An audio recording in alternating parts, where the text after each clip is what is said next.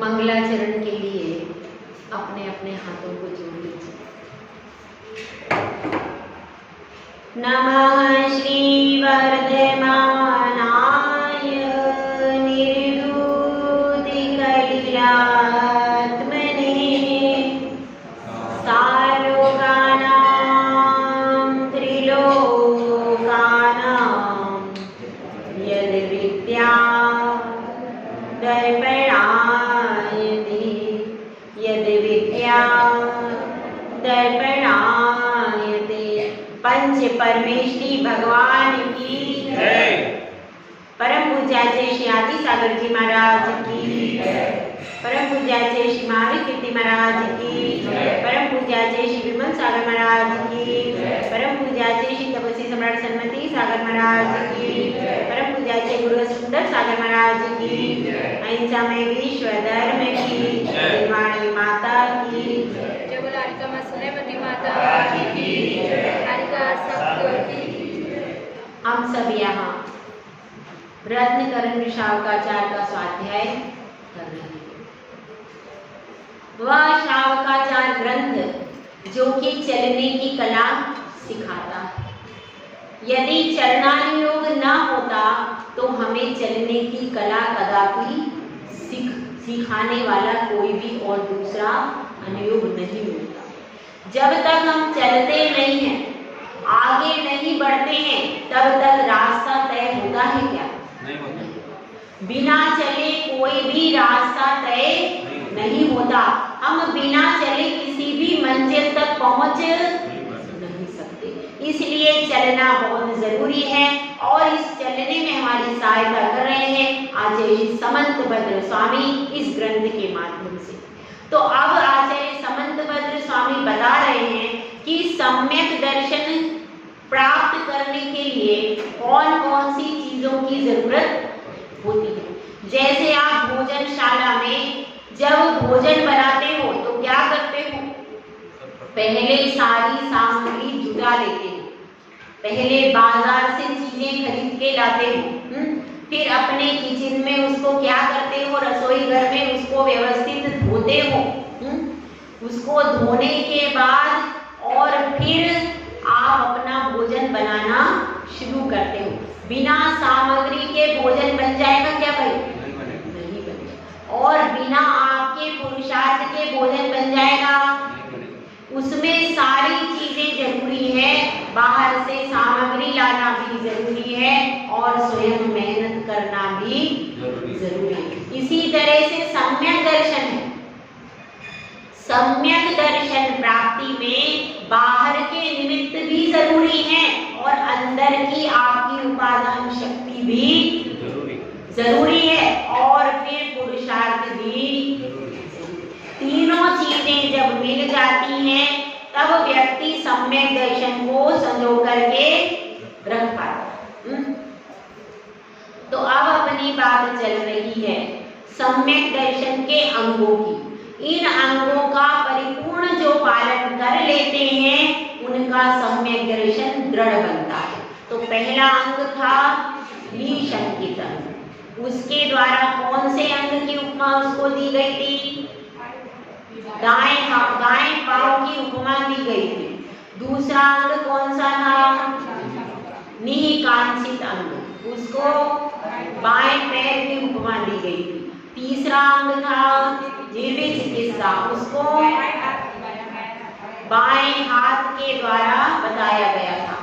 अब चौथा अंग आ रहा है। चौथा अंग, जैसे हमारे शरीर के अंग होते हैं, शरीर में अंगों की आवश्यकता है, उसी प्रकार सम्यक दर्शन में इन 8 अंगों की आवश्यकता है। यदि शरीर में 8 अंग ना हो तो वह शरीर काम कर सकता है? इसी प्रकार से यदि सम्यक दर्शन के 8 अंग पूरे व्यवस्थित नहीं हैं तो सम्यक दर्शन हो नहीं सकता है। तो अब इन अंगों की बात चल रही है। तीसरे अंग की बात चर्चा पूरी हो गई। अब चौथे अंग की बात चल रही है। चौथा अंग कौन सा है? अमूढ़ दृष्टि। अमूढ़ दृष्टि का अर्थ क्या है?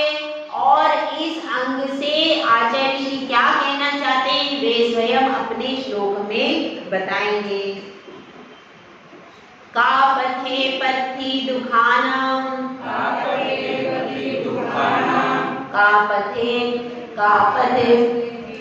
का पथस्तेप्य सम्मति, असंप्रक्तिरनुकीर्ति, रमूढ़ा तस्य उच्यते। एक बार पुनः पढ़ेंगे। का पथे पथि दुखानाम, का पथस्तेप्य सम्मति, असंप्रक्तिरनुकीर्ति, रमूढ़ा दृष्टिरुच्यते। इस गाथा में आचार्य श्री ने अमूढ़ दृष्टि अंग किसको कहते हैं इसका पूरा स्वरूप बताया। तो पहला शब्द क्या है? का पथे। इसका मतलब क्या है? मार्ग। हमने तत्वाद सूत्र में पढ़ा है। पहला सूत्र बताओ, वही तत्वाद सूत्र के पहले अध्याय का पहला। सम्यक दर्शन ज्ञान चारित्राणी। तो दो प्रकार से कथन होता है, एक होता है विधि पूर्वक, एक होता है निषेध पूर्वक। तो यदि यह लिख दिया कि सम्यक दर्शन ज्ञान चारित्राणी मोक्ष मार्ग, तो इसका मतलब क्या हुआ कि मिथ्या दर्शन ज्ञान चारित्राणी संसार मार्ग, इसी से निकलता। अब जैसे यह कहते हैं, क्या कहते हैं, यहाँ पर क्या चल रहा है? प्रवचन हो रहा है, सब लोग सर्व समाज प्रवचन में बैठी है। इसका मतलब क्या है? वह समाज घर पर बैठी नहीं है। इस समय प्रवचन का समय है, तो सर्व समाज के श्रेष्ठीगण प्रवचन में बैठे। इसका मतलब क्या हुआ? वे श्रेष्ठीगण घर पर नहीं। यदि ये कह दिया तो इसी से पता चल जाएगा कि वे घर पर भी नहीं है, दुकान पर भी नहीं है, बाजार में भी नहीं है। कहाँ है? तो इसी प्रकार से यदि कह दिया कि सम्यक दर्शन ज्ञान चारित्राणी मोक्ष मार्गा, तो इससे ही पता चल जाता है कि यदि हम मिथ्या दर्शन को अंगीकार करेंगे तो क्या बढ़ेगा? संसार का मार्ग। दो रास्ते, रास्ता हमें पता है, दो रास्ते हैं जाने के लिए। एक रास्ते से चले जाओगे तो आप मोक्ष के मार्ग को प्राप्त कर लोगे, और दूसरे रास्ते से जाओगे तो संसार को प्राप्त करके अनंत दुखों को पाओगे। एक शाश्वत सुख का रास्ता है और दूसरा शाश्वत दुख का रास्ता है, उसमें कभी भी दुख सुख मिलने वाला नहीं है। ऐसी आपको श्रद्धा है कि नहीं? मिथ्या दर्शन से, मिथ्या चारित्र से, मिथ्या ज्ञान से कभी भी सुख मिल सकता है क्या भाई? नहीं। कभी भी सुख नहीं मिल सकता। जो वर्तमान में सुख दिख भी रहा है तो भी वह उसके पूर्व पुण्य कर्म के कारण मिल रहा। उस पूर्व भाव में उसने कुछ पुण्य कर लिया, इसलिए आज उसको मिथ्या का सेवन करने के बाद भी सुख मिल रहा, वो पूर्व कर्म का। लेकिन अभी जो मिथ्या को सेवन कर रहा है, इसके कारण उसका दुर्गतियों में गमन होगा और वह अनंत संसार में परिभ्रमण करता रहेगा। तो हम लोगों ने क्या किया है अब तक भाई? अब तक हम लोगों ने सबने क्या किया है बताओ भाई? आप सब लोग अपना अपना इतिहास बताओ, अपनी अपनी हिस्ट्री। हाँ, सबको अपनी अपनी हिस्ट्री पता है। हाँ, हम लोगों ने आज तक मिथ्यात्व का सेवन किया है। पंचम काल में जो उत्पन्न होते हैं वे सब नियम से मिथ्या दृष्टि ही होते हैं।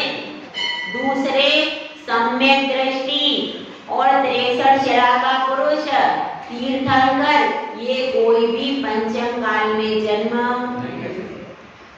जो भी तीर्थंकरों ने जन्म लिया है तो चतुर्थ काल में जन्म लिया हुआ व्यक्ति पंचम काल में मोक्ष जा सकता है, लेकिन जिसने पंचम काल में जन्म ले लिया वह फिर मोक्ष में पंचम काल में इतना खराब है पंचम काल में जन्म। हमने कोई बहुत बड़ी तोप नहीं मार ली, फिर भी इतना हमको शांति है कि अब हमने जिनकुल पाया। इतने साल तक सोते रहे, न जाने कितने सारे तीर्थंकरों को देखा, कितने निर्ग्रंथ रिद्धिधारी मुनियों को देखा, कितनी बार जिनवाणी सुनी, लेकिन अकल आई। अब भी आ जाए तो भी तिर जाएंगे। अब भी यदि हमको अकल आ जाए तो क्या होगा, हमारा उद्धार। और यदि अभी भी नहीं आए तो आगे का कोई भरोसा। अब यदि अब भी हम समझदार बन गए तो क्या होगा, तो अब भी पार उतरने का रास्ता है। अज्री तिरियन सुधा अष्टपाहुड़ की गाथा है कि आज भी जो 3 रत्नों की साधना कर रहे हैं, मुनिराज बन रहे हैं, वे साधु आज भी लोकांतिक देव के पद को प्राप्त कर सकते। पर कब साधना अच्छी होना चाहिए, हर साधु नहीं करेगा। जो बहुत अच्छी साधना करेगा और अपने मूल गुणों का बहुत अच्छे से पालन करेगा, वह लोकांतिक देव बन सकता है, ऐसा कथन आता है। तो आज भी कोई देर नहीं हुई है, लेकिन अगर आज भी हम सम्यक दर्शन को भी सुरक्षित नहीं प्राप्त कर सके, नहीं रख सके, तो फिर क्या होगा, कुछ भरोसा नहीं है। इसलिए आज को सुधारना बहुत जरूरी है। अनादिकाल से हम इतने तीर्थंकर आए, तभी भी हम उद्धार नहीं कर पाए। कितनी शर्मनाक बात है कि नहीं। इतने सारे तीर्थंकर चले गए, इतने सारे सब चले गए, और हम क्या करते रहे, बताओ क्या करते रहे। आप लोग बताओ अपना अपना, कौन क्या क्या कर रहा था। जब महावीर भगवान आए तब आप क्या कर रहे थे, आदिनाथ आए तब क्या कर रहे थे, बता दो अपना अपना थोड़ा थोड़ा, क्या कर रहे थे।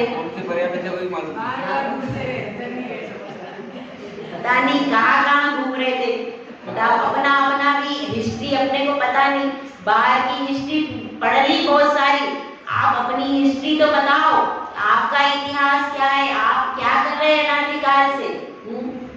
हमने अनादिकाल से सम्यक दर्शन भी प्राप्त नहीं कर पाए, कितनी हमसे बड़ी भूल हो गई। और अब क्या करना चाहिए, सम्यक दर्शन को सुरक्षित रखना चाहिए। और उसी के लिए यह जिनकुल, यदि इस जिनकुल में आकर के सम्यक दर्शन को उत्पन्न नहीं कर पाए, सुरक्षित नहीं रख पाए, तो ये जिनकुल सार्थक हो जाएगा, निरर्थक हो जाएगा।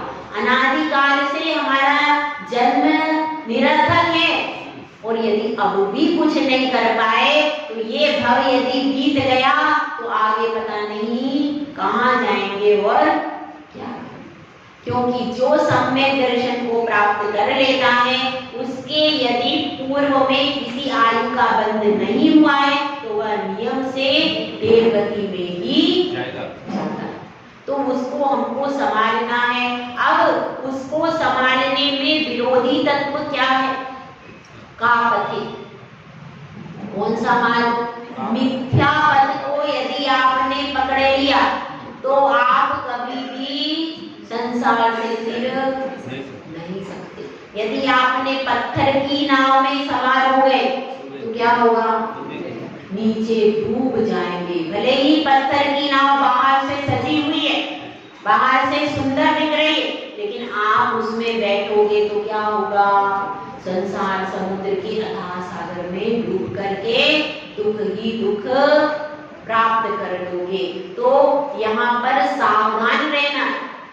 जैसे कि किसी के घर में बाहर बोर्ड लगा रहता है, क्या लगा रहता था पहले, क्या बोर्ड लगा रहता, किससे सावधान, बुद्ध से सावधान। ऐसे ही आपको जब आप बोर्ड देखते हैं तो आप एकदम अलर्ट हो जाते हैं, भैया वो कुत्ता होगा, थोड़ा सा बच के ठीक से निकले।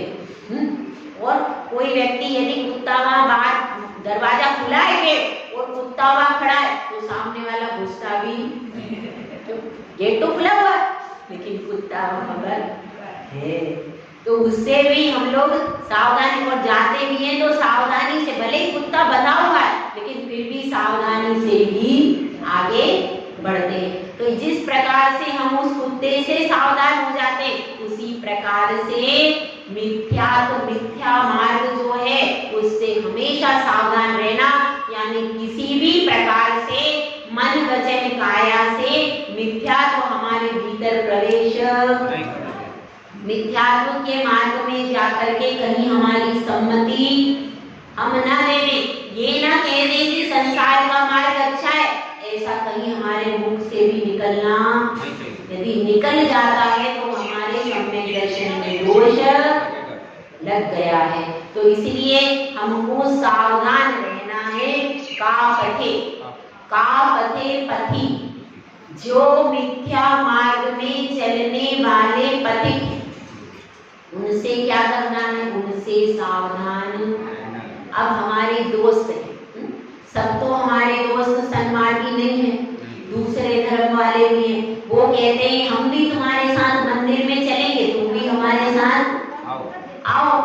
तो हम वहां भी चले जाते हैं, यहाँ भी हाथ जोड़ लेते, वहां भी हाथ जोड़े लेते, तो क्या होगा, वो तो यहाँ पर नमस्कार करके पुण्य का भागी बन गया, और लेकिन आपने रागी द्वेषी को कर लिया तो आपका क्या होगा, फिर आपके लिए अनंत संसार तुरंत। वो तो अज्ञानी था, उसको तो धर्म का बोध था ही नहीं, उसको तो कोई निमित्त ही नहीं मिला, लेकिन हमें तो सारा निमित्त मिला, और उसके बाद भी यदि हम वहीं जाकर के हम सम्मति दे रहे हैं, उसकी प्रशंसा कर रहे हैं, हमारा मंदिर तो कितना सुंदर है, बाहर से कितनी अच्छी व्यवस्था है, हाँ कितना अच्छा लग रहा है, बाहर से शिखर कितना सुंदर है, हाँ कितना अच्छा है, यहाँ कितनी अच्छी साफ सफाई, हमारे मंदिर में तो कुछ भी नहीं है, साफ सफाई नहीं है, व्यवस्था नहीं है, भगवान के पास भी देखो कितना चमक रहे तुम्हारे भगवान, सब क्या हो गया, यह सब हमारे लिए संसार को बढ़ाने वाला हो जाएगा। तो क्या कह रहे हैं, यह जो मिथ्या मार्ग पर चलने वाले पथिक हैं इनसे दुख ही दुख बढ़ने वाला है। और का पथे सम्मति, उस मिथ्या मार्ग में सम्मति का मतलब क्या हुआ, अनुमोदना कर देना, तुम्हारा मंदिर बहुत अच्छा है, तुम कहाँ जाते हो, वहां पर देखो, वहां पर क्या है, रोज प्रसाद मिलता है, ये मिलता है, वो मिलता है, इस तरह से बांटते हैं, ये बांटते हैं, अच्छा तो मैं भी जाऊंगा, प्रसाद लेने के लिए जा रहे हैं, कहीं है वो बड़े पहुंचे हुए महाराज आए हैं, वहां पर चलो, वहां दर्शन करना, आप दर्शन करने जाने लगे, उनका प्रवचन सुनो, इतना अच्छा प्रवचन देते, तो इतना अच्छा बोलते, कैसे करते, और हम उसमें भटक जाते हैं, उनकी प्रशंसा करने लगते हैं, उनके पास में जाने लगते हैं, मोबाइल पे सुनते रहते हैं, बहुत से लोग हैं तो मोबाइल पे उन्हीं के प्रवचन सुन रहे हैं, बोलने की शैली कितनी अच्छी है, हमारे साथ तो वही सुनाते रहते हैं, जिनवाणी नई चीज होना चाहिए, नए शब्द होना चाहिए, कितना अच्छा इंप्रेसिव, एकदम पॉजिटिव एनर्जी, और तरह तरह के शब्द देखो कितना अच्छा बोलते हो हमारे। इसी तरह से उनसे हम प्रभावित होकर के यदि हम उनका प्रवचन सुन रहे हैं और सुनने के बाद कह रहे हैं बहुत अच्छा है, तो क्या हो गया, मिथ्या मार्ग पे सम्मति, हम दृष्टि का नहीं रहा, उनके मंदिरों की प्रशंसा कर दी, उनके गुरुओं की प्रशंसा कर दी, उनके शास्त्र, अरे कितने अच्छे उनके शास्त्र हैं, 4 वेद हैं, उसमें क्या क्या लिखा है, ऐसा है वैसा, सब प्रकार से हम सम्मति देने को तैयार हो गए। तो सम्मति से भी देखो, वह 700 कौन थे कोड़ी, उनने तो कुछ कहा ही नहीं मुख से, केवल अनुमोदना, तो उस अनुमोदना से भी जितना कोड़ श्रीपाल को हुआ उतना ही कोड़ 700 को हुआ। तो अनुमोदना देने से भी आपका संसार और, इसलिए ना तो उन स्थानों पर जाना चाहिए, ना उसमें अनुमोदना करना चाहिए, उसमें सम्मति नहीं देना। अब कोई आए कहे कि मैं मंदिर बनवा रहा हूँ, अब आप ये चंदा दे दो, आप ये चीज दे दो, मंदिर के लिए दान दे दो, आप सब आपके मंदिर में, और इस मंदिर के लिए भी वहां से दान नहीं लेना, ये ध्यान रखना। कभी भी इस मंदिर के लिए अगर आप वहां से उन लोगों से दान ले लोगे तो फिर जब उनका मंदिर बनेगा तो आपको दान देना पड़ेगा, तो वो तो पुण्य के भागी हो जाएंगे, लेकिन आपका क्या होगा? फिर मंदिर अगर वो बन गया 100 साल तक वहां पर पूजा हुई, सारा आपके खाते में तो नमा हो जाए। ये ऐसा काम नहीं करना कभी भी। चंदा लेने के लिए भी वो आते हैं कि हम जगराता कर रहे हैं, हम कोई काम कर रहे हैं, आप लोग दो, तो आप लोग अनाज दे सकते हो, फल दे सकते हो, अनाज है, फल है, कुछ सामग्री है, भोजन की सामग्री दे दो, तो उससे क्या होगा? कम से कम वो जो पूजा में कार्य होता है उसका जो दोष आपको भोजन कराने में इतना नहीं है, लेकिन आप कम से कम जब पैसे दे दोगे, पैसे से क्या होगा? कोई भरोसा नहीं है। तो इसलिए कभी भी उन मार्ग वालों को धन संपत्ति नहीं दे। केवल आप वस्त्र दे सकते हो, उनको फल दे सकते हो, भोजन दे सकते हो, लेकिन उनको कभी भी पैसे, यदि आप दान देते हो, पैसे देते हो, तो उस पैसे का वो क्या उपयोग करेंगे, कहाँ करेंगे, कोई भरोसा नहीं। और वहां पर उन्होंने कहीं भी देव की पूजा में भी उपयोग कर दिया तो आपको तो लगेगा। इसलिए बहुत सावधान, इसलिए मैं कह रही हूँ वो कुत्ते से सावधान जो जी कहावत है, वह इस समय मिथ्या मार्गियों से सावधान, वैसे ही अलर्ट होना पड़ता है। मैं उनको वो उपमा नहीं दे रही, आप समझ लेना इस चीज को, सावधानता के लिए बता रही। जैसे आप तुरंत अलर्ट हो जाते हो, कैसे अलर्ट हो जाते हो? नहीं, अब ध्यान रखो, अब ध्यान रखो। जैसे हम गाड़ी चला रहे हैं और आगे लिखा है आगे खतरनाक मोड़ है, तो क्या करते हैं? तुरंत सावधान हो जाते हैं, भैया कहीं गाड़ी एक्सीडेंट ना हो जाए, खतरनाक मोड़ है और उस मोड़ से सामने से गाड़ी आएगी और यदि हमारी गाड़ी, तो फिर मोड़ में क्या होता है? उधर की गाड़ी दिखी नहीं और इधर से अपन स्पीड से जा रहे हैं, तो क्या होगा? टक्कर हो जाती है। तो ज्यादातर दुर्घटनाएं मोड़ पर ही होती है, ठीक है? तो इसलिए अपने को वहां पर भी अपने अलर्ट हो जाते हैं। और कहाँ पे अलर्ट होते हैं? हम बता रहे हैं आपको, जब वरमाला होने वाली होती है तब भी हम अलर्ट होते हैं। हमें ध्यान रखना, पास में सखी खड़ी है, कहीं तुम ऐसा नहीं हो कि नींद आ रही है तो सखी के गले में पड़ जाए, सारा खेल खत्म हो जाएगा। देर हो रही है, रात हो गई, अब देखो दोनों सखी खड़ी है, पास में सखी लेके आ रही है, दोनों तरफ सखी है, अब तुम्हारा हाथ थोड़ा सा हिल गया तो क्या होता है? अगर सखी के गले में पड़ गई तो आफत हो जाएगी। नहीं, भले ही सखी सुंदर दिख रही है पर तुम्हारा विवाह इसी से होना, इसी के गले में वरमाला पड़नी चाहिए। तो ऐसी गड़बड़ आप करते हो क्या? उस समय कोई भी नहीं करता, उस समय बहुत अलर्ट रहते, बिल्कुल एकदम तैयार, भाई हमारा आज ये क्षण आया, कब आएगा? जीवन में एक बार आया, अच्छे से अलर्ट, बिल्कुल तैयार है, बिल्कुल एकदम अटेंशन में, बिल्कुल उस समय एकाग्रता पूरी बन जाती है। आप यदि ओम यहाँ लिख दें और उस पर कंसंट्रेशन करेंगे तो नहीं बनेगा, लेकिन उस समय आपका पूरा फुल कंसंट्रेशन है, फुल वहीं जा करके वरमाला वहीं डलती। कभी सखी के गले में पड़ती है क्या? नहीं। तो ऐसा उस समय का अटेंशन यहाँ पर लाना है कि कभी भी किसी भी प्रकार से मिथ्यात्व का प्रवेश न हो जाए।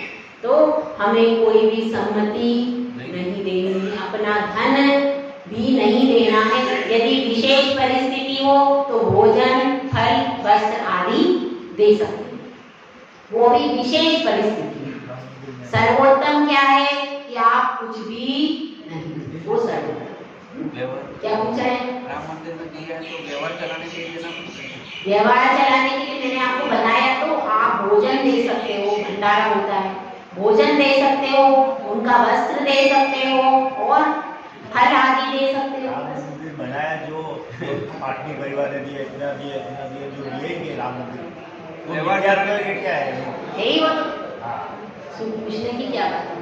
अगर वहाँ पर जो दिया है वहाँ पर वही पूजा होगी, इतने सालों तक उपासना होगी, तो उसमें दोष लगेगा। दोष के बिना रह ही नहीं सकता। दोष लगेगा। खैर, अब जिसने जो कर दिया ये विषय यहाँ पर नहीं है। हमको क्या करना है ये विषय। अनादिकाल से पल को देखते देखते पूरी जिंदगी स्वाहा। अब केवल 60-70 साल बचे बस। उन 60-70 साल को यदि आप नहीं संभाल पाए तो आगे, इसलिए पल को अब मत देखो, अपने आप को संभालोगे। उसने ऐसा कर दिया, हमको ऐसा अब नहीं करना है। हमको किसी भी गुरु को, कुदेव को, कुशास्त्र को कुछ भी धन संपत्ति देना, अपना निर्णय करो। यह जो शास्त्र है ये अपने निर्णय के लिए, दूसरे के लिए नहीं। तो अब क्या बता रहे हैं? असंप्रति मतलब क्या है कि वहां से कुछ भी आपका संपर्क, आपकी कोई भी वचनों से प्रशंसा नहीं होना चाहिए। उसको क्या कह रहे हैं? असंप्रति। अनुत्कीर्ति का मतलब क्या है? पहले तो आपका जो संपर्क है, शारीरिक संपर्क, मतलब आपका वहां पर जाना आना, इसको क्या कहेंगे?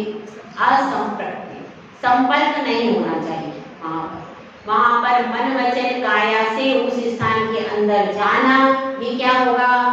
असंप्रति। उसके उस स्थान के अंदर जाना नहीं, इसको क्या कहेंगे? असंप्रति। और फिर क्या है?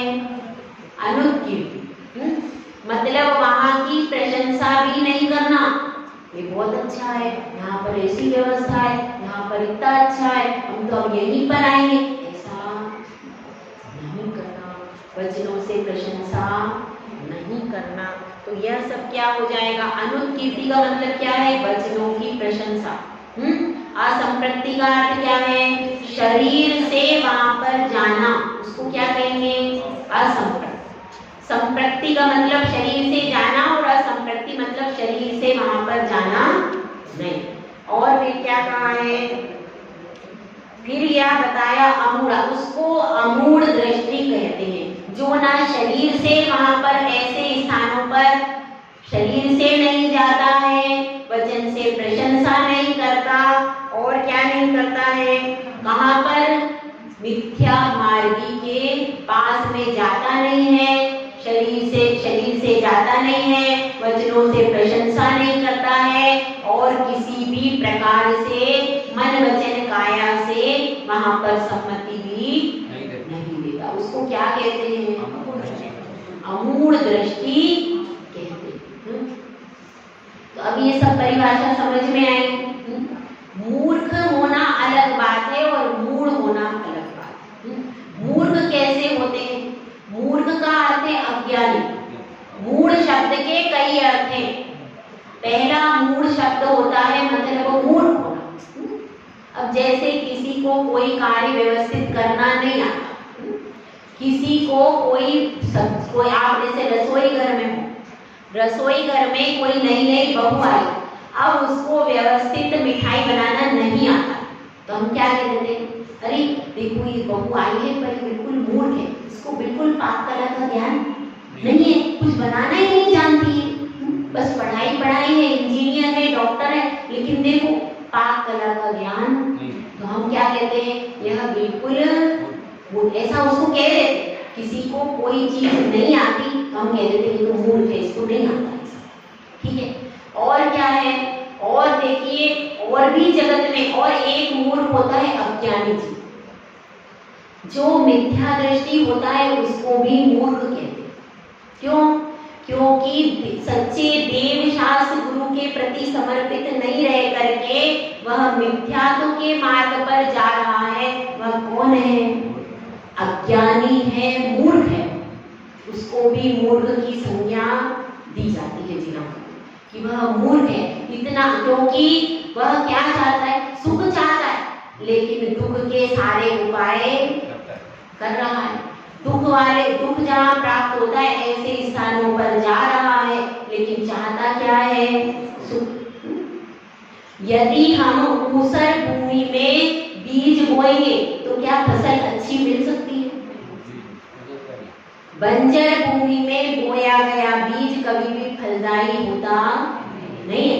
इसी तरह से यदि हम मिथ्यात्व के स्थान पर जाकर के सुख की आकांक्षा करेंगे तो कभी भी पूरी नहीं होगी, और जितने भी जाते वो सिर्फ लौकिक सुखों की आकांक्षा से ही जाते, और कोई प्रयोजन तो होता नहीं है। तो इसलिए बता रहे हैं कि वही उस मार्ग पर जा रहे लेकिन वहां से कार्य सिद्धि कभी भी होगी नहीं। तो क्या हो जाता है, इसके कारण वे मूर्ख की संज्ञा में आते। और एक मूर्ख मतलब अज्ञानी, वो कहां से होता है, पहले गुण स्थान से लेकर 12वें गुण स्थान तक सब अज्ञानी। क्यों? जब तक केवल ज्ञानावरण कर्म सत्ता में बैठा है, कौन सा कर्म, तब तक सब अज्ञानी है। अपन सब अज्ञानी जीव है। क्यों? क्योंकि हमारा क्षयोक्षम बहुत अल्प है और वस्तु को हम संपूर्ण रूप से नहीं जानते। यदि हम यह जानते हैं कि यह माँ है, तो हम ये नहीं जानते कि यह किसी की पत्नी भी है, यह किसी की मामी भी है, मौसी भी है। एक बार में एक ही बात को जानते, सब एस्पेक्ट से वस्तु को समझते नहीं। अगर कोई यहाँ कह दे देखो माता जी प्रवचन अच्छा नहीं देती, तो आपके दिमाग में एक बार क्लिक जरूर हो जाए। कोई अनजान व्यक्ति हो और उसको कह देंगे कि माता जी में ये कमी है, तो क्या हो, एक बार में उसके दिमाग में जरूर। क्यों? क्योंकि हमारा ज्ञान अल्प है, पूरे पदार्थों को व्यवस्थित जानता नहीं है वो ज्ञान। तो इसलिए इस तरीके की स्थिति हमारी बनती है। तो अब हमको ये समझना है कि भविष्य में यह मूर्खता पुनः करनी है क्या? तो विद्वान कौन है, वास्तव में ज्ञानी कौन है? जो केवल ज्ञानी अनंत प्रभु है वे ही ज्ञानी है। उनकी अपेक्षा हम सब कौन है? अज्ञानी। एक तो मिथ्या दृष्टि अज्ञानी है, और एक जो क्षयोक्षम ज्ञान के सहित है वह भी अज्ञानी है। तो हम सब कौन से अज्ञानी जीव हैं? क्षयोक्षम ज्ञानी है, और उसको अल्प ज्ञानी की संज्ञा दी गई है। अल्प ज्ञानी, अपन सब कौन है? अल्प ज्ञानी। केवल ज्ञान की अपेक्षा तो अज्ञानी है, लेकिन कुछ थोड़ा जानते हैं। तो जो कुछ थोड़ा जिनवाणी के माध्यम से जानते हैं इसलिए अल्प ज्ञानी है। केवल ज्ञानी तो की अपेक्षा अपन अल्प ज्ञानी है। ठीक है, तो इस चीज को हमको समझना चाहिए। तो यहाँ पर देखिए अमूढ़ दृष्टि अंग के बारे में अपन समझ रहे कि अपने को अपनी प्रवृत्ति में क्या करना, किसी भी प्रकार से मिथ्यात्व का सेवन नहीं करना। यदि अब भी नहीं सुधरे तो कब सुधरेंगे बताइए? कब सुधरेंगे अपन बताओ? आपका इतिहास, आपका भविष्य, सब कुछ आपको ही पता है। अगर हम अपना वर्तमान सुधार लेंगे तो हमारा भविष्य अपने आप सुधर जाएगा। तो वर्तमान सबको सुधारना है कि नहीं? सुधारना है। सुधारने के लिए ही यहाँ पर जिनवाणी सुनने के लिए आए हैं। तो अब देखिए इस संबंध में अमूढ़ दृष्टि अंग में एक कथा, वह कथा कैसी आती है उसको सुनिए। दक्षिण विजयाद पर्वत की दक्षिण श्रेणी में एक विद्याधर रहता है। अब उस विद्याधर को वैराग्य हो गया और उसने दक्षिण मथुरा में जाकर गुप्ताचार्य के पास दीक्षा ले ली। वह अब क्षुल्लक बन गया, लेकिन पहले ऐसा विधान था कि जो विद्याधर होते थे क्षुल्लक बन जाते थे, लेकिन कुछ विद्याओं को रख लेते। अब तो विद्याधर है ही नहीं, अपने क्षुल्लक के पास कुछ नहीं है। बस सुनिए, तो वो जो विद्याधर क्षुल्लक बन गया, लेकिन उसने कुछ विद्याएं अपने पास में रख ली थी कि कभी कोई परिस्थिति ऐसी होगी तो वहां पर प्रयोग करेंगे। तो वो संघ में ही रहता था, गुरु की आज्ञा भी उसको मिली होगी, तो गुरु के पास में रहता था। और अब उसने सोचा कि मैं उत्तर मथुरा में जाऊं, ऐसा उसका विचार बना। तो वहां पर जाने के लिए गया तो उसने गुरुदेव के पास में आया, अनुमति दिए बिना तो जा नहीं सकते। जो संघ में रहते हैं तो बिना अनुमति दिए जाना भी योग्य शिष्य का कार्य, अनुमति लेकर के ही जाते हैं। तो वहां पर उनके गुरु के पास में आते हैं और कहते हैं कि मैं उत्तर मथुरा में जा रहा हूँ, तो आपको किसी का कोई संदेश देना हो तो बता दो। तो वो क्या कहते हैं, वरुण राज की रानी रेवती को आशीर्वाद कह देना। किसको? वरुण राज की रानी रेवती, उसको क्या दे देना? आशीर्वाद दे देना, ऐसा कह देते हैं। और फिर यह क्षुल्लक वहां पर चला जाता है। कहां पर? हाँ, उत्तर मथुरा नगरी में, जहाँ का राजा वरुणराज था और रानी का नाम रेवती था, वहां पर चला जाता है। और भी वहां पर एक मुनिराज थे जो कि 11 अंग के धारी थे, लेकिन उनके लिए कोई संदेश पहुंचाया नहीं।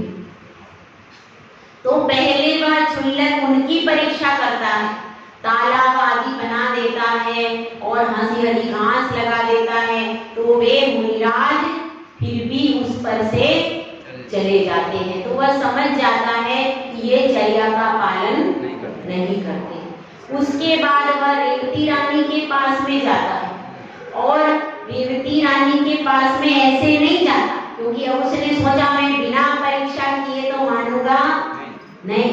तो अब क्या करता है, वह पूर्व दिशा में जाकर के ब्रह्मा का वेश बनाता है। ब्रह्मा का वेश बना करके और वहां पर पूर्व दिशा में कैसा बनाता है, नाग शैया पर ब्रह्मा जी किसमें? विष्णु जी रहते हैं नाग शैया। तो ब्रह्मा जी का कैसा रहता है, कमल के ऊपर रहते हैं, कमल के ऊपर वो रहते हैं और उर्वशी आदि उनके पास में बैठी रहती है। तो वहां पर ब्रह्मा का पूरा रूप बना लिया और पूरा नगर मथुरा पूरा खाली हो गया, सब लोग देखने के लिए गए। अब वरुण राज भी आए, वह कहते हैं कि हे रानी सुनो, यहाँ पर देखो, वहां पर ब्रह्मा जी का आया है, ब्रह्मा जी की सभा लगी हुई है, वहां पर चल करके देखो। तो वह क्या कहती है कि मुझे तो कहीं पे जाना नहीं है, और अगर वो होंगे, अगर ये तो कोई विद्याधर की माया है, मैं कहीं पर नहीं जाऊंगी। तो वह कहती देखने में क्या हर्ज है, तुम भगवान नहीं मानना कोई बात नहीं, भगवान न मानना हो तो मत मानना, लेकिन देखने में कोई हर्ज थोड़ी, चले चलो। तो वह क्या कहती है कि हे राजन मैं नहीं जाऊंगी। तो राजन भी जानता है कि कैसी है ये, पक्की है, ये जब जो ना कह देती है तो ना ही होता है। तो फिर क्या, फिर राजा उसको कुछ फोर्स नहीं करता है। फिर क्या होता है, अब यह रेवती रानी को बुलाने के लिए तो सब कर रहा था, जब वो नहीं आई तो 3-4 दिन तक उसने लगाया और उसके बाद वो सब दरबार खत्म हो गया। उसके बाद देखिए फिर वो आ जाता है दक्षिण दिशा में। दक्षिण दिशा में आकर के विष्णु का दरबार लगा देता है। विष्णु है, नागशैया पर पड़े हुए हैं और बहुत उनके पास में कौन है, लक्ष्मी बैठी है। तो सब लोग लक्ष्मी के हाथों से क्या होता है भैया, पैसा बरसता है। तो सब लोग देखने चले गए, सोने की मुद्राएं निकल रही हैं, सब लोग गए वहां पर इकट्ठे करके ले आओ, वही चलो, बाकी तो जो होगा सो होगा, अपन एक भी सोने की गिन्नी मिल गई तो बढ़िया हो जाएगा। सब लोग वहां पर चले गए लक्ष्मी लेने के लिए हैं। अब सब लोग नगरवासी सब चले गए वहां पर। अब फिर वो राजा आया, राजा ने कहा कि देखो अब तो वहां पर लक्ष्मी आ गई है, सबको लक्ष्मी चाहिए, तो लक्ष्मी का रूप देखने चले चलो। तो वो क्या कहती है कि मुझे कहीं भी नहीं जाना है, यह भी विष्णु भी जो है तो यह भी कैसा है, मायावी है, मैं अब कहीं जाऊंगी, मना कर देती है। फिर क्या होता है, फिर 3-4 दिन तक ये सब विसर्जित हो जाता है। 4 दिन के बाद फिर इधर कौन सी दिशा बढ़ती है? पश्चिम दिशा। पश्चिम दिशा की ओर आते हैं तो वहां पर शंकर का दरबार लगता है। तांडव नृत्य हो रहा है और क्या हो रहा है? भूत आदि वहां पर नृत्य कर रहे हैं। पार्वती है, साथ में पार्वती है, जटाओं से गंगा बह रही है और कौन सी वो होती है? शेर की सिंह की खाल को पहने हुए हैं। हाँ, इस तरह से पूरा स्वरूप उनका बना दिया। शिव जी का तीसरा नेत्र है, तीसरा नेत्र भी है, सब कुछ वैसा का वैसा बना दिया। अब लोग शिव जी को देखने के लिए पहुंच गए, बहुत से लोग। अरे बहुत अच्छा है, वो विश्व का संहार करते हैं। तो कुछ लोग, सब लोग देखने के लिए पहुंच गए। हिमालय की रचना कर दी, उस पे शिव जी बैठे हैं, पास में पार्वती जी बैठी हैं, हाथ में त्रिशूल है, एक हाथ में डमरू है। तो इस तरह से पूरा स्वरूप बना लिया। और वहां पर जैसे ही अब क्या हुआ, सब लोग देखने के लिए चले गए। वरुणराज फिर आए देवती रानी को, तुम मेरा साथ देती नहीं, बताओ तुम्हें क्या कहा जाता है कि जहां भी मैं जाऊं मेरे साथ में तुमको चलना चाहिए। विवाह करने के बाद जो अर्धांगिनी होती है उसका क्या कर्तव्य है कि जहां जहां पति जाए वहां वहां उसको जाना चाहिए। और तुम मेरे साथ में चलती ही नहीं हो। तो वह कहती है कि आप जिन मंदिर में जाएंगे तो मैं बराबर साथ में चलूंगी, पर आप इधर उधर जाएंगे तो मैं नहीं जाऊंगी। और अब तो वह कहते हैं देखो कितना अच्छा है, वहां पर देखो भूत नृत्य कर रहे हैं और तांडव नृत्य हो रहा है, बड़ा अच्छा लग रहा है, देखने में बहुत अच्छा लग रहा है, तुम चलो तो एक बार देखो। तो वह कहती है कि मुझे कुछ भी देखने की इच्छा आप होते तो क्या करते? सारा प्रतापपुर वहीं चला जाता, यहाँ कोई मंदिर में भी नहीं आता। आप लोग सब चले जाते, क्या देखने में क्या हर्ज है? देखने में क्या हर्ज है? ऐसा कर करके सब लोग जाते, जरूर देखने को जाते कि नहीं? चले जाते। लेकिन वह रेवती रानी थी, वो कहीं पर भी नहीं गई। अब उसने सोचा क्षुल्लक ने, ये तो बड़ी पक्की है भाई, इतने मैंने कर लिया, एक दिन भी देखने को नहीं आई, अब क्या करें? अब कोई चौथा काम करना पड़े। तब यहाँ अब वो क्या करते, एक दिशा भी बची थी, कौन सी भाई? उत्तर दिशा भी बची हुई थी। अब उसने क्या किया, उत्तर दिशा में समोसरण की रचना हो गई। समोसरण की रचना कर दी और वहां पर पूरा समोसरण 12 सभाएं बना दी। 12 सभाओं में सब देव देवी बैठे हैं और मनुष्य का कोठा, त्रियंज का कोठा, सब माया से सब बना दिए और वहां पर बिठा दिया। पूरा समोसरण लग गया, मध्य में गंध कुटी बन गई और उसमें वह क्षुल्लक वैसा ही दिगंबर रूप लेकर के विराजमान हो गया। ऐसी पूरी रचना कर दी। अब क्या करें? अब वरुणराज बड़ा प्रसन्न हुआ और वह रेवती रानी के पास में आता है और कहता है कि देखो अब तुम्हारी इच्छा सब पूरी हो जाएगी, हैं? तुमने यही तो कहा था कि वीतरागी भगवान की आराधना करने में जाऊंगी, यही तो तुमने मुझसे कहा था और मैं आपके साथ में चलूंगी। तो अब देखो, अब तो तुम्हारे वीतरागी भगवान का समोसरण लगा है और 12 सभा लगी है, सब प्रकार से वहां पर दिव्य ध्वनि खिल रही है, अब तो तुम चलो। तो वह कहती है कि हे नाथ, मेरी इतनी सी बात सुनिए। आप भी ऐसे ही बोलती हो, जब शुरू में कोई बात आपको कहनी हो तो क्या कहते हैं, इतनी सी बात सुनिए, पर वो बात बहुत लंबी बाद में मेरी थोड़ी सी बात सुन लीजिए और वो थोड़ी सी बात बाद में पुराण हो जाए। तो अब क्या हुआ, उसने भी कहा मेरी इतनी सी बात तो सुनिए। तो वो कहता वरुणराज अब तो तुम तैयार हो जाओ, अच्छे से वस्त्राभूषण से अलंकृत हो जाओ और अपन दोनों अब साथ में जाएंगे।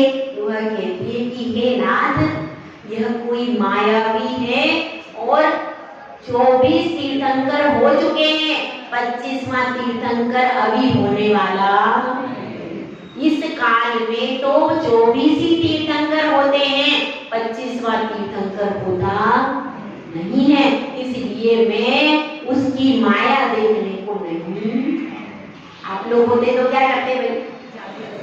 चले जाते।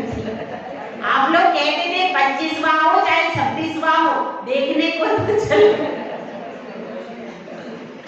जरूर चले जाते, है ना। चलो इसमें नहीं गए, लेकिन इस समूह शरण में तो जरूर चले जाते, है ना, जरूर चले जाते।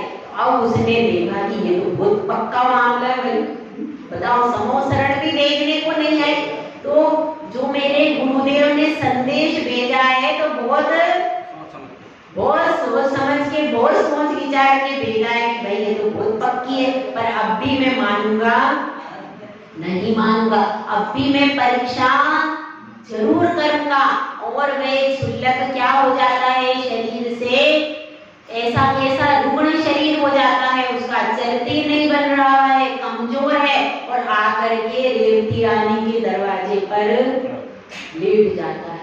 तो वहां पर रेवती रानी देखती है सेवकों से कौन है, तो एक क्षुल्लक महाराज की। अच्छा, तो उनको अपने सेवकों से बुला करके वहां पर उनको उठवा करके अंदर लाती है, और क्या कहती है कि चर्या का समय हो गया, तो कहती है उनकी सेवकों के द्वारा उनकी सेवा करवाती है, और कहती है कि आप अब चर्या का समय हो गया, आप आहार कीजिए। और फिर उनको क्या करती है, उनको वहां पर चौके में आहार कराती है भक्ति भाव से। तो इस प्रकार से वो भी वमन कर देते हैं, तो उसको भी शांति से सहन करती है, कोई भी प्रतिवाद नहीं करती है। तो जब वह देखते हैं कि ये तो बिल्कुल उत्कृष्ट शालिका है, इसके सारे अंग परिपूर्ण हैं, न इसको ग्लानि है, न इसको धर्म में, अपने सच्चे धर्म में, सम्यक दर्शन में एकदम कैसी है, दृढ़ है, कभी भी किसी भी परिस्थिति में चलायमान होती नहीं है। जब ऐसा जान लेते हैं तो फिर वे अपनी माया को समेट लेते हैं और उनको आशीर्वाद देते हैं कि गुप्ताचार्य ने आपके लिए आशीर्वाद दिया है और आप नारी रत्न हो, समस्त नारियों में शिखामणि हो, शिरोमणि हो। क्यों? क्योंकि आपका सम्यक दर्शन अत्यंत उत्तम है, इतना उत्तम है कि किसी भी प्रकार से आप मिथ्या दृष्टि, मिथ्या मार्ग का अनुसरण नहीं कर सकती, इतनी आप में दृढ़ता है। तो ऐसी दृढ़ता किसमें थी? रेवती रानी में। और ऐसी किसमें होना चाहिए? किसमें होना चाहिए? रेवती रानी में होना चाहिए। यह हम में यदि आएगी तभी हमारा सम्यक दर्शन दृढ़ होगा। क्योंकि अगर हम बार बार काजल की कोठरी में जाते रहेंगे तो एक ना एक दिन क्या हो जाएगा, हम पूरे काले हो जाएंगे। इसीलिए बार बार काजल की कोठरी में नहीं जाना। जाना है? नहीं जाना है।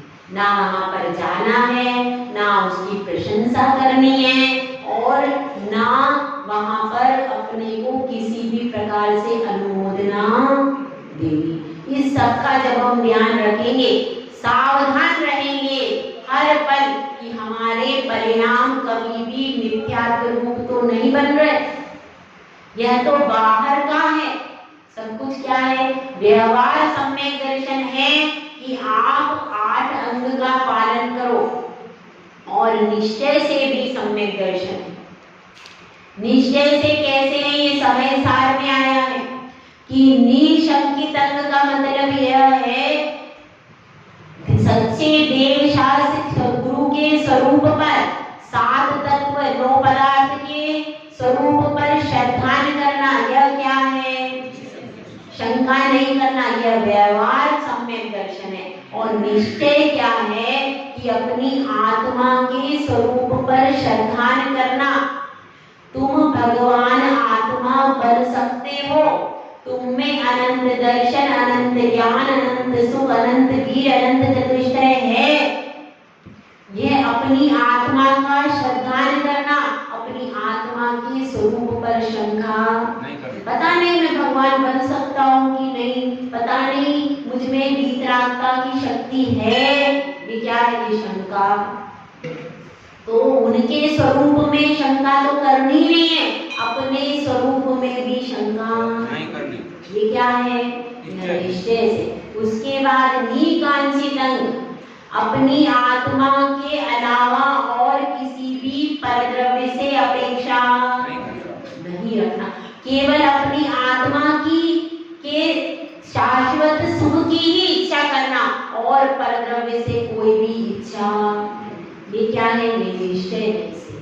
और निर्विचिकित्सा, अपने आत्मा के दोषों में ग्लानि करना, दूसरों के दोषों से ग्लानि नहीं करना, ये निश्चय से, निर्विचिकित्सा। और आज का गुण अमूढ़ दृष्टि, मूर्खता नहीं करना, तो पर द्रव्य में किसी भी प्रकार से प्रवृत्ति नहीं करना, अपनी आत्मा में, आत्मा का जो ज्ञान गुण है, उस ज्ञान गुण के विकास के लिए प्रति समय पुरुषार्थ करते रहना।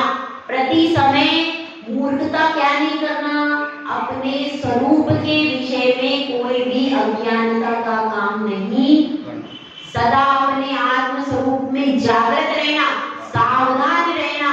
इसमें अपनी आत्मा में कभी भी कोई दुष्कर्म, मिथ्यात्व प्रवेश नहीं कर पाए, यह हमारा शत्रु है।